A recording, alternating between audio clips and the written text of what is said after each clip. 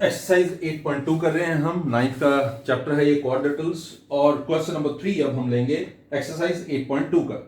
Question है ABCD is a rectangle.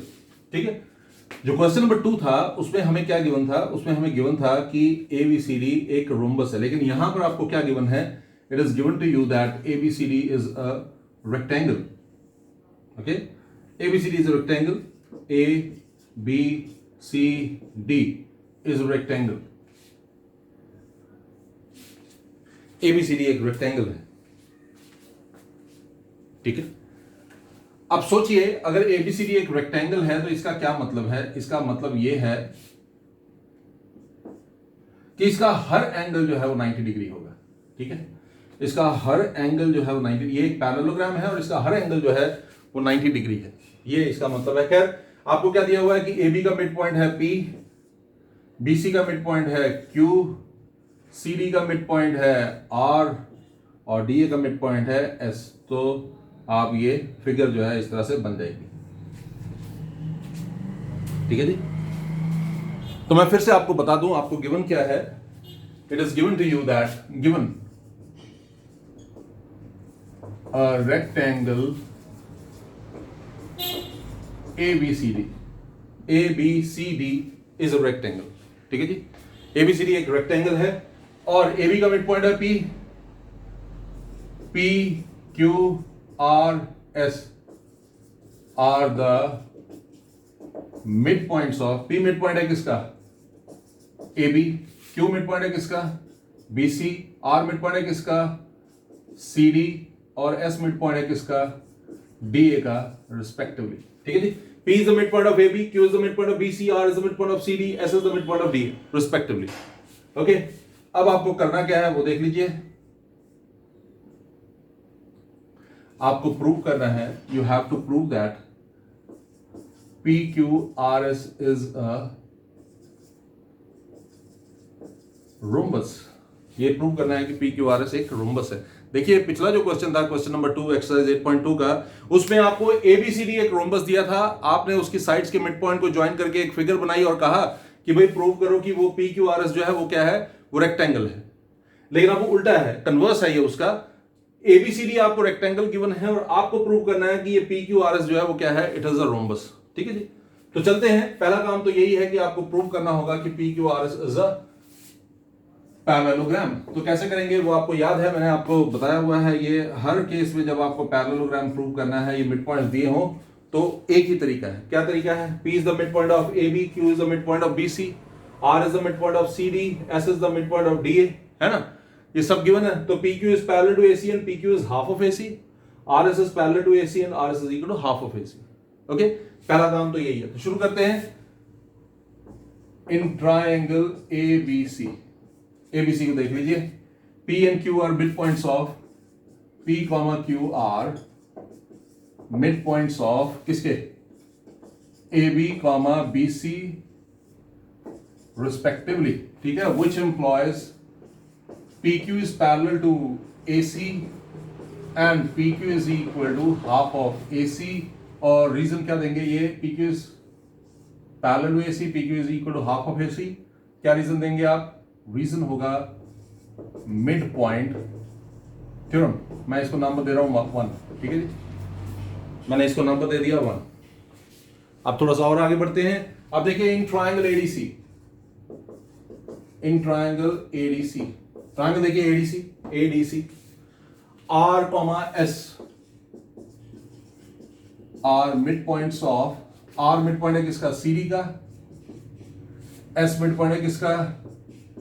DA का respectively.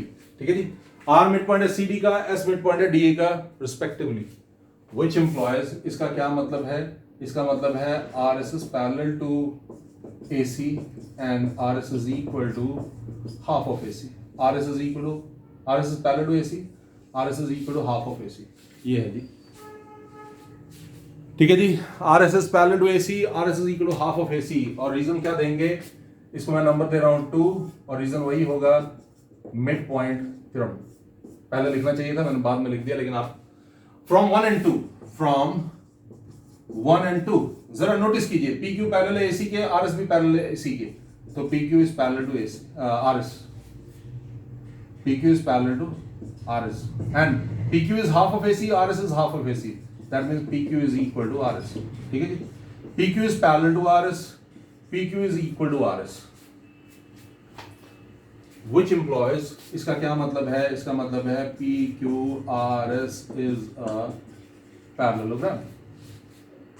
PQRS एक पैरेललोग्राम है. PQRS एक पैरेललोग्राम है. तो देखिए आपने प्रूव कर दिया कि PQRS एक पैरेललोग्राम है. थोड़ा सा और आगे चलते हैं. अब मुझे प्रूव करना है अगर एक पैरेललोग्राम के एक पेयर एडजेसेंट साइड का इक्वल हो जाए. ओके, ये रूल है. अगर एक पैरेललोग्राम में एक पेयर एडजेसेंट साइड्स का इक्वल हो जाए तो वो पैरेललोग्राम रोम्बस बन जाता है. मतलब क्या? मैंने प्रूव किया PQRS एक पैरेललोग्राम है. अगर मैं ये प्रूव कर दूं कि SP और PQ जो है वो इक्वल है तो PQRS जो है वो क्या हो जाएगा? It is going to become a rhombus. तो कैसे करेंगे वो देख लेते हैं. इन ट्राइंगल, अब देखिए जरा, आपको पता है AD जो है वो BC के बराबर है. ऑपोजिट साइड्स ऑफ रेक्टेंगल, तो हाफ ऑफ AD हो जाएगा हाफ ऑफ BC के बराबर. Okay, that means AS is equal to BQ. Okay, P mid point है AB का, that is AP is equal to BP.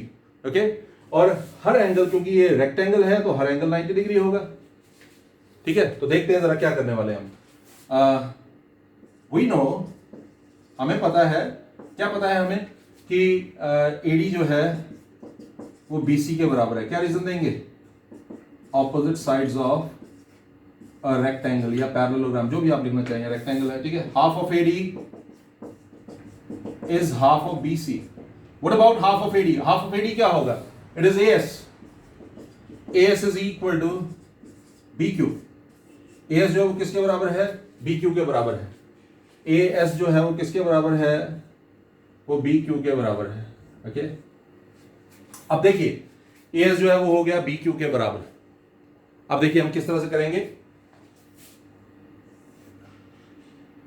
In triangle SAP and triangle QBP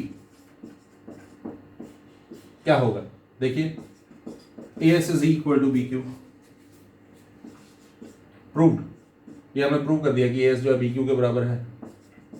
AP is equal to, देखिए AP is equal to BP.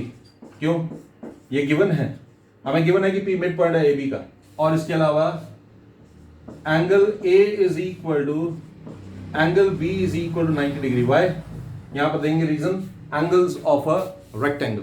ठीक है, तो देखिए फिर से triangle हमने कौन कौन सा लिया? ये वाला triangle, this one and this one. ये दो ट्राइंगल्स लिए जो मैंने शेड किए हैं. आप देखिए इन दोनों शेडेड ट्राइंगल्स को. ये मैंने ट्राइंगल्स शेड किए हैं आपके लिए ताकि आपको जल्दी समझ आए, पता लगे आप. तो ये दो ट्राइंगल्स मैंने ले लिए हैं. ट्राइंगल लिया है SAP और QBP. SAP में मैंने AS को BQ के बराबर प्रूव कर दिया यहां पर. तो यहां आप लिखेंगे रीजन में proved. AP is equal to BP. Why? It is given to you that P is the midpoint of AB. Simple. Angle A is equal to angle B. Why? Each angle of a rectangle is a right angle. मतलब angle A is equal to angle B is equal to 90 degree. Which implies triangle SAP congruent to triangle QBP by SAS rule. दोनों triangles जो हैं वो SAS rule से जो हैं वो congruent हो जाएंगे. अब सोचिए ये दोनों ट्राइंगल्स अगर कॉन्ग्रुएंट हो गए, व्हिच इंप्लॉयज, इसका मतलब है that SP is equal to PQ, है ना. SP जो है वो PQ के बराबर हो गया. इसका मतलब है SP जो है वो किसके बराबर हो गया? PQ के बराबर हो गया. अब एक चीज देखिए, मैं यहां पर ये मैंने लिखा है PQRS इज अ पैरेललोग्राम. मैं इसको A लिख रहा हूं और SP is equal to PQ. क्यों हुआ ये?